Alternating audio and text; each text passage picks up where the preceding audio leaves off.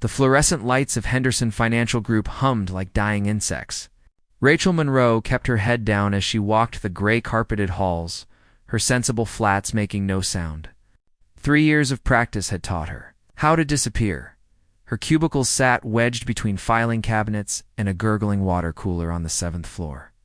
At 29, she wore the uniform of invisibility. Navy blazer, in a tight bun.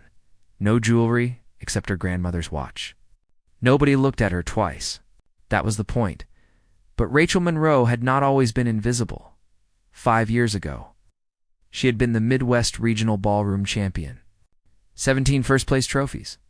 Performances at the Chicago Theater that left audiences breathless. A partnership with the best dancer in the country. A future that glittered like the sequins on her competition gowns. Then came the lift that went wrong. The sound of her ankle ligaments tearing. The diagnosis that ended everything. Severe damage, early arthritis, permanent weakness. She could walk. She could survive. But she could never dance competitively again. At 26, her career died. Her partner moved on. The sponsorships vanished. The dance world forgot her name, so Rachel learned to be nobody. The email arrived on a Tuesday morning in November, cold and mandatory. The Henderson Financial Group charity gala at the Drake Hotel, 3 weeks away. Attendance required. No exceptions. Rachel's hands trembled on her keyboard.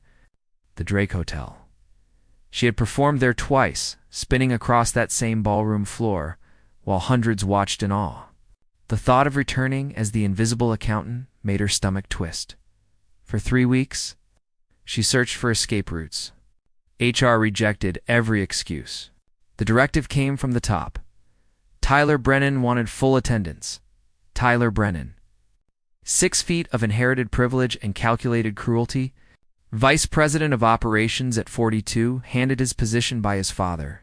He had never earned anything, never struggled, never failed. What he lacked in accomplishment, he made up for in humiliation.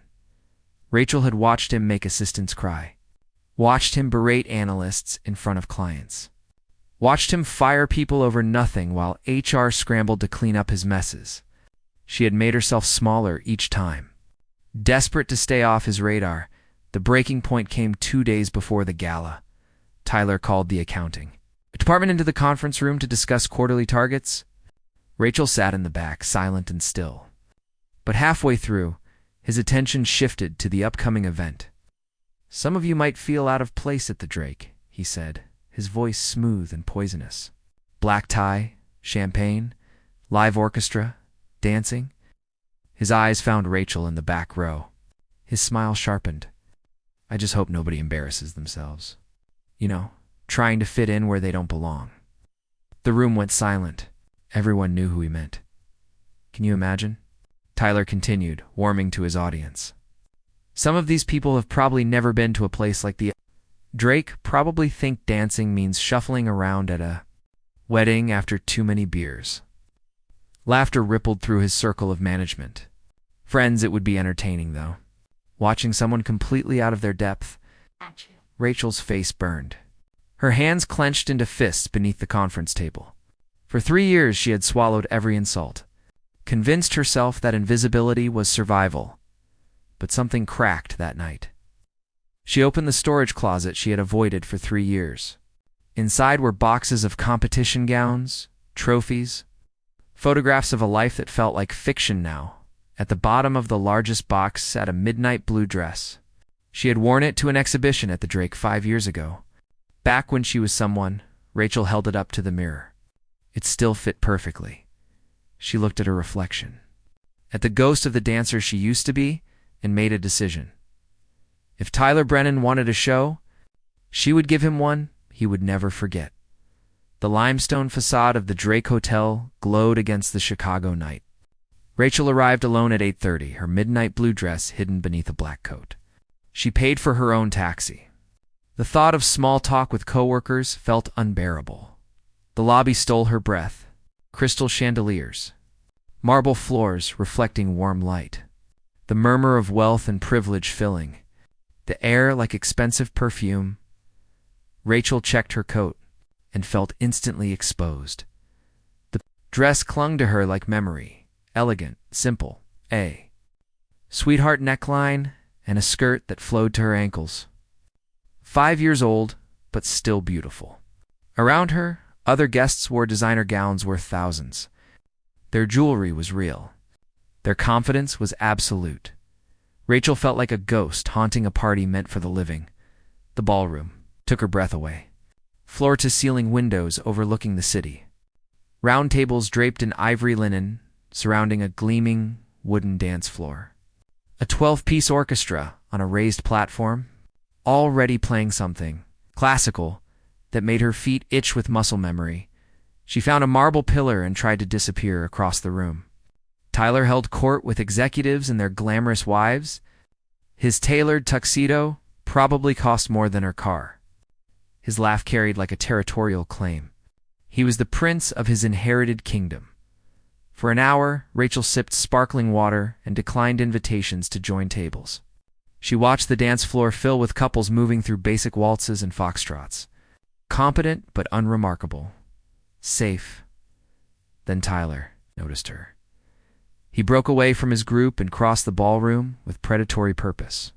Rachel's heart hammered against her ribs. "Oh well," he said, stopping in front of her. "Rachel, from accounting? I'm shocked you actually came." Up close, his cologne was overwhelming. Expensive and aggressive. Attendance was mandatory, Rachel said quietly. That dress. His eyes traveled over her with casual cruelty. Brave choice. A little outdated, but I suppose you're working with what you have.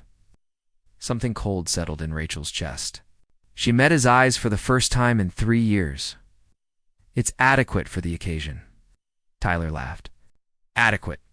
That's one word for it." He glanced at the dance floor. "I don't suppose you know how to dance." "Real dancing? I mean, not whatever passes for it in your circles." The orchestra began a new song. Tango. Complex, demanding, passionate. Rachel's damaged ankle throbbed at the sound. But something else stirred inside her. Something that had been sleeping for 3 years. Something dangerous. "I know how to dance," she said. Tyler's smile widened. "Really? This I have to see?" He extended his hand with exaggerated gallantry. "Come on then. Show me what you've got." He expected her to refuse. Expected her to shrink back into invisibility. Expected humiliation. Rachel looked at his outstretched hand. Looked at the dance floor where mediocre couples shuffled through basic steps. Looked at the faces of coworkers who had watched her disappear for 3 years. Her ankle would hurt tomorrow. Might hurt for weeks. But right now, standing in the ballroom where she had once been champion, something ancient and fierce woke up inside her. Rachel took his hand. "Try to keep up," she said. Tyler's smile faltered for just a second. Then he recovered, leading her onto the dance floor with confident arrogance. The orchestra played the opening bars. Tyler assumed the standard frame, pulling her close with the kind of aggressive familiarity he probably used on every woman. His hand gripped her waist too tightly. His frame was stiff, mechanical. "Just follow my lead," he murmured. "Try not to step on my feet." The music swelled. Rachel looked up at him and smiled. Then she took the lead. Her body remembered everything. 3 years of dormancy shattered in an instant. She moved with liquid precision, her feet carving patterns across the floor that transformed the basic tango into something electric. She led Tyler through sequences he could barely follow, her damaged ankles screaming protests that she ignored completely. Around them, other couples stopped dancing. The crowd at the tables fell silent. Tyler stumbled, his face flushing red as he struggled to match her. She spun him, reversed their positions, took him through a series of complex turns that left him gasping. "What the hell?" he managed. Rachel pulled him closer, her voice low and deadly. Midwest Regional Ballroom champion. 3 consecutive years. 17 first-place trophies. I performed on this exact floor when you were still learning. Which fork to use at Daddy's dinner parties? His eyes went wide, shock, confusion, something else flickering beneath. She released him with a final spin that sent him staggering back. The ballroom erupted in applause. "Rachel," stood alone in the center of the floor, her chest heaving, her ankle on fire, her midnight blue dress catching the light like water. For 3 years she had been invisible. Not anymore. She looked at Tyler, at his flushed face and disheveled tuxedo, and the stunned expression he could not hide. "You wanted a show," she said. "I hope you enjoyed it." Then she turned and walked away, leaving him standing in the middle of the dance floor while 300 people watched. Rachel made it to the lobby before her ankle gave out. Rachel collapsed onto a velvet bench in the Drake's lobby, her ankle swelling rapidly beneath her dress. Pain radiated up her leg in waves. 3 years of careful protection destroyed in 5 minutes of defiance. Worth it. Rachel. She looked up. Tyler stood 10 feet away, his tuxedo still disheveled, his hair falling out of its perfect styling. He looked nothing like the predator who had mocked her 2 days ago. He looked shaken. "Go away," Rachel said, her voice tight with pain. Instead, he moved closer, sat down on the bench beside her, not touching, but close enough that she could smell his cologne mixed with sweat. "Why didn't you tell anyone?" he asked. "Tell them what? That I used to be somebody?" Rachel laughed bitterly. "Nobody cares about former anythings. You either are or you aren't. I'm not. Anymore? That's not what I just watched. You just watched was me destroying. 3 years of physical therapy for a moment of petty revenge." She tried to stand. Her ankle buckled. Tyler caught her arm before she fell. "Hospital," he said. "I'm fine." "You're not fine. You can't even stand." His grip tightened. "My car is outside. I'm taking you to the emergency room." Rachel wanted to refuse, wanted to push him away and limp home on her pride, but the pain was getting worse and she could not walk. She asked. Tyler's jaw tightened. "I don't know." The emergency room was fluorescent and cold. Tyler stayed.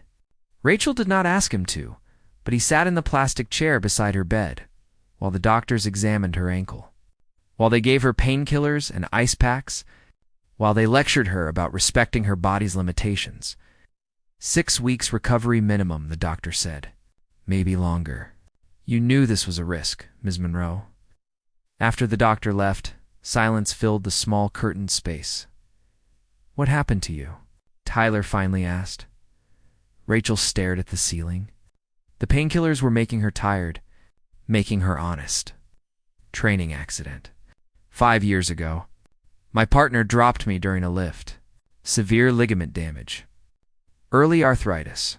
Career over at 26. She turned her head to look at him. "I had sponsors. A national competition in New York. A future. Then I had nothing, so you became an accountant. So I became invisible." Rachel closed her eyes. "Safer that way. Can't lose what you don't have. Can't be mocked for trying when you've given up." "I'm sorry," Tyler said quietly. Rachel laughed without humor. "For tonight? For the past 3 years? For being exactly who you are? All of it." His voice was strange, stripped of its usual arrogance. "I'm sorry for all of it." She opened her eyes, looked at him in the harsh hospital light. He looked older suddenly, tired, something vulnerable flickering beneath his perfect surface. "Why do you do it?" she asked. "The cruelty, the humiliation. Why does it matter so much to make people feel small?" Tyler was silent for a long time. When he spoke, his voice was barely above a whisper. "Because I am small. Everything I have, everything I am, was handed to me. I didn't earn my position. Didn't earn respect. Didn't earn anything." He looked at his hands. "Making others feel worthless is the only way I know how to feel valuable. That's a terrible reason, I know. It doesn't excuse anything, I know." Rachel studied him. 3 years of watching him destroy people. 3 years of hating him. And now, sitting in an emergency room at midnight, she saw something different. Something equally broken. "What happened to you?"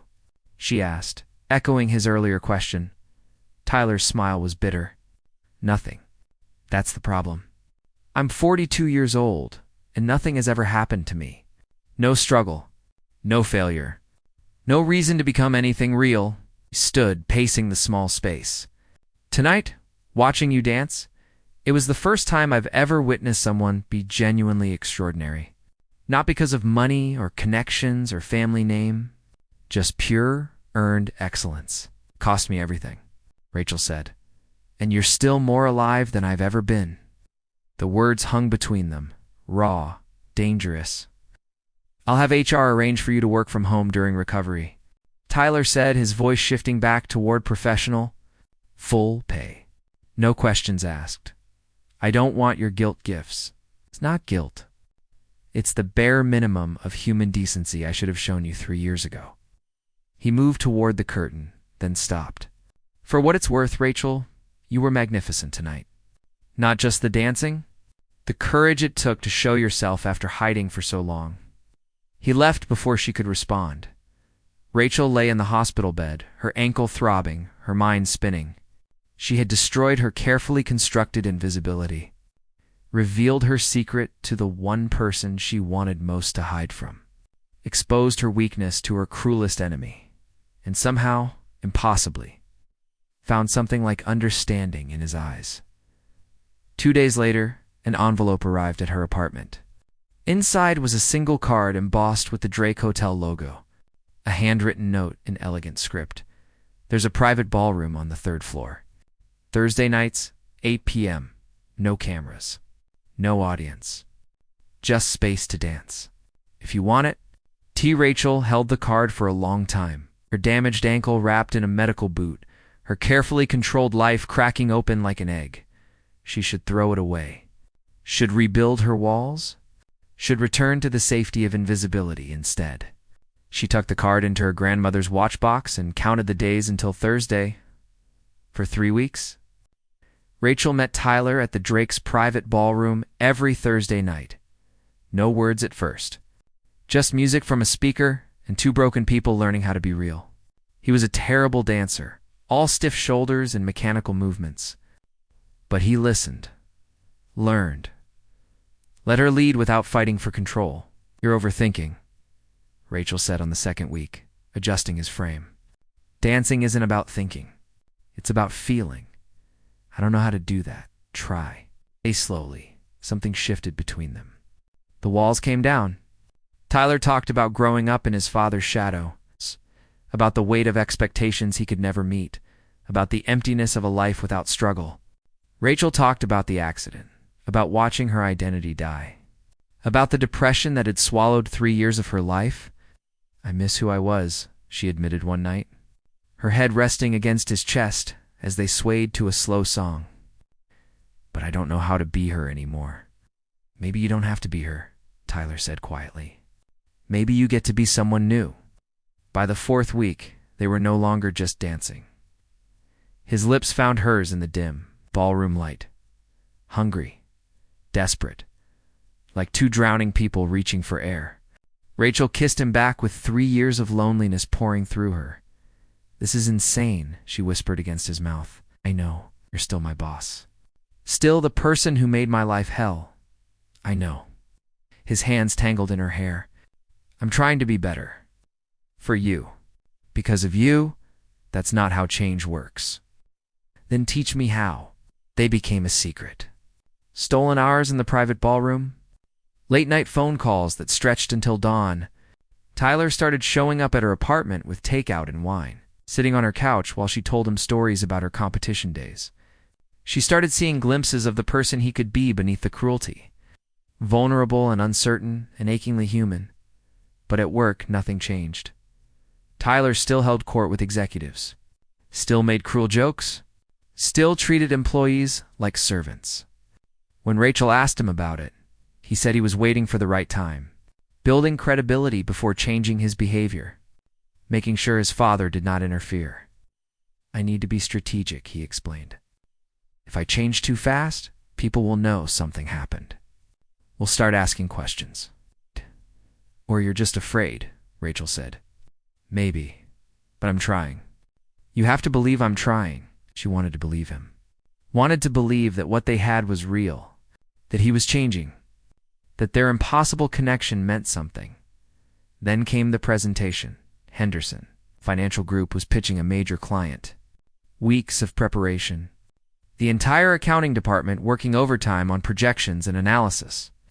Rachel had led the research, built the financial models, caught 3 critical errors that would have cost the company millions. The presentation was scheduled for a Tuesday morning. Tyler assured her he would credit her work, would finally acknowledge her value to the company. Rachel arrived early, her stomach twisted with anxiety and hope. This was her chance to step out of invisibility, to be seen not as the broken dancer or Tyler's secret, but as a professional with value. The conference room filled with executives and clients. Tyler stood at the front, confident and polished. He began the presentation with his usual charm. Every slide, every analysis, every insight Rachel had developed was presented as his own work. She sat frozen in her chair, watching him take credit for weeks of her labor, watching him accept praise from executives, watching him smile that familiar predatory smile while her name was never mentioned. After the meeting, he found her in the hallway. "Hey, that went well," he said, smiling. Rachel stared at him. "You didn't mention me once?" Rachel, come on. "You know how these things work. I had to maintain credibility with the client. You stole my work. I presented our department's work. There's a difference." His voice turned defensive. "You're being emotional about this." "Emotional?" Rachel laughed, sharp and bitter. "I spent 3 weeks building that presentation. You promised you would acknowledge my contribution, and I will, internally, when the timing is right." He reached for her arm. She jerked away. "You haven't changed at all," she said. "Everything you said, everything we did, it was all just another game." "That's not fair. What we have is real. What we have." Rachel's voice cracked. "What we have is you using me. For work, for entertainment, for whatever makes you feel less empty." "I love you," Tyler said desperately. The words hung in the air. Rachel felt something break inside her chest. "No," she said quietly. "You love the way I make you feel. The way I reflect back something that seems like worth, but you don't love me. Because if you did, you would treat me with respect when other people are watching." "Rachel, please, I quit." Tyler's face went pale. "What?" "I quit. Henderson Financial. Thursday nights at the Drake. Whatever this was between us. All of it." Rachel turned toward the elevator. "I'm done being invisible for you. You're overreacting," he called after her. "Once you calm down, you'll see that I'm right. This is just business." Rachel pressed the elevator button. When she looked back at him, tears were streaming down her face. "That's the difference between us, Tyler. I know the difference between business and betrayal. You never learned." The elevator doors closed. Rachel went home, packed up her competition gowns, cried until she had nothing left. The next morning, an envelope arrived. Inside was a contract. Henderson Financial Group, offering her a director position with triple her current salary and full creative credit on all projects. A typed note attached, "I was wrong. Let me prove I can change." Rachel held the contract, looking at the number that could change her life. Security, recognition, everything she had. Wanted, all she had to do was forgive the unforgivable. Her phone rang. Tyler's name on the screen. Rachel stared at it for a long moment. Then she made her choice. Rachel answered the call. "Don't," Tyler said immediately. His voice was rough, like he had not slept. "Don't say no yet. Just listen. I'm listening." I went to my father, told him everything. About the presentation, about stealing your work, about how I've treated employees for years. What? He took a shaky breath. He threatened to remove me from the company, said I was an embarrassment, that I'd never be half the man he is. Tyler. Right. I told him he was right, that I've been a coward, that I've hurt people because I was too weak to become something real. His voice cracked. Then I resigned. Rachel sat down hard on her couch. What effective immediately? I'm out. No severance. No safety net. For the first time in my life, I have nothing handed to me." He laughed bitterly. "Turns out it's terrifying. Why would you do that? Because you were right. About everything. I can't change while hiding behind my father's name. Can't become better while using the same weapons that made me cruel." Tyler was quiet for a moment. "The director position is real. Full authority. Your name on every project. But it's not contingent on forgiving me. You earned it. Whether you take me back or not." Rachel looked at the contract on her coffee table. At the number that represented security, recognition, a new life built on her actual worth. "I don't know if I can trust you," she said. I don't know if I trust myself." His voice was raw. "But I'm asking you to let me prove it. Not as your boss. Not as someone with power over you. Just as someone who wants to be worthy of you. That's not how this works. You don't get credit for fixing damage you caused. I know. But maybe, if I spend the rest of my life trying to be better, it'll be enough to live with myself." Rachel closed her eyes. Thought about 3 years of invisibility. About the gala where she had revealed herself. About Thursday nights learning to trust again. About watching him steal her work without hesitation. About the man who had resigned from his entire life because she told him he was not good enough. "Need time," she said finally. "I'll wait." Tyler's voice was quiet. "However long it takes." The call ended. Rachel sat alone in her apartment, surrounded by competition gowns and broken dreams, holding a contract that promised everything she thought she wanted. 6 months later, Rachel stood in the director's office at Henderson Financial Group. Her name on the door, her team waiting for her leadership, her work finally visible.